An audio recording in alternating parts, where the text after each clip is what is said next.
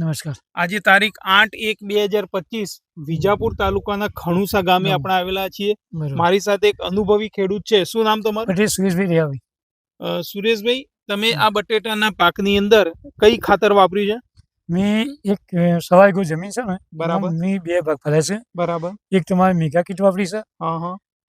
લગભગ અડધા વીઘામાં, અને બીજો એક પૂણા વીઘામાં મેં વાપરી છે એક બીજું ખાતર વાપરવાનું, એના કાજે DAP છે, અને બીજામાં મેં એમાં 5 કિલો DAP નાખ્યું છે, તેમાં મેગા કીટમાં ભેગું બરાબર છે. બરાબર છે, અને એના આખા ખેતરમાં યુરિયા દર વખતે નાખું જ છું. બરાબર. હવે સુરેશભાઈ, તમે 2 ભાગ પાડે એક જ ખેતરની અંદર, ખૂબ સરસ. મને ખરેખર આનંદ થયો કે જો ખેડૂતો આવી રીતે કમ્પેરિઝન કરે, 2 ભાગ પાડે તો જ કયું ખાતર સાચું અને સારું છે, બરાબર, તો એનો ખ્યાલ આવે. તો સુરેશભાઈ એ એમના જ ખેતરની અંદર 2 ભાગ પાડેલા છે. સુરેશભાઈ, તમને કેવું લાગ્યું? DAP નાખ્યું છે અડધામાં અને અડધામાં મેગા કીટ, બેમાંથી તમને કેવું લાગ્યું? તમે કીધું એ પણ મેગા કીટનો હાલનો રિઝલ્ટ સારું દેખાય છે. બરાબર. પત્તાનો વિકાસ આના બધું સારું દેખાય છે. બરાબર. તમે જે મને સમજણ પડી ના બરાબર બરાબર બરાબર. ટૂંકમાં ખેડૂત મિત્રો, આપ જોઈ શકો છો કે જે ભાગમાં મેગા કીટ વાપરી છે સુરેશભાઈ, બરાબર, ત્યાં ચાસ ખુલ્લા દેખાતા નહીં, લાઈન. બરાબર. હવે આપણે આગળ જોઈશું. સુરેશભાઈ આવો સાથે. હવે સુરેશભાઈ નું એવું કેવું છે કે આ જે ભાગમાં મેગા કીટ વાપરી હતી, હવે આપણે જે જોઈ રહ્યા છીએ કે ત્યાં આગળ એમને DAP વાપરેલું છે અને બીજું કોઈ ખાતર, અન્ય ખાતર વાપરેલું છે. આ ચાસ તમે જોઈ શકો છો કે એકદમ ખુલ્લા દેખાય છે, કે જેમાં DAP અને અન્ય બીજું કોઈ ખાતર વાપરેલું છે. એની અંદર પાનનો એટલો વિકાસ નથી. સુરેશભાઈ, બરાબર ને?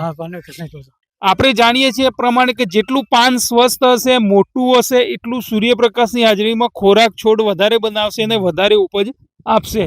તો 100% તમને કેવું લાગ્યું મેગા કીટનું પરિણામ? હાલમાં તો મેગા કીટ સારું ગયું. ટોટલ કેટલી મેગા કીટ વાપરી સુરેશભાઈ? ટોટલી 5 વાપરી. 5 મેગા કીટ વાપરી. દરેક ખેતરમાં વાપર્યું. દરેક ખેતરમાં? એક ખેતરમાં 1.5 વીઘા આખા ખેતરમાં નાખી છે. બરાબર. બધું ખાતર નાખી એના પર પૂંખીને પછી ડાયરેક્ટ બટાકા પહેર્યા છે. ઓકે. જોવા માટે. બીજા એક તમાકુમાં વાપરી છે અને ઘઉં વાપરી છે. બરાબર. 2 એક ઘઉં વાપરીને તમાકુ વાપરી છે.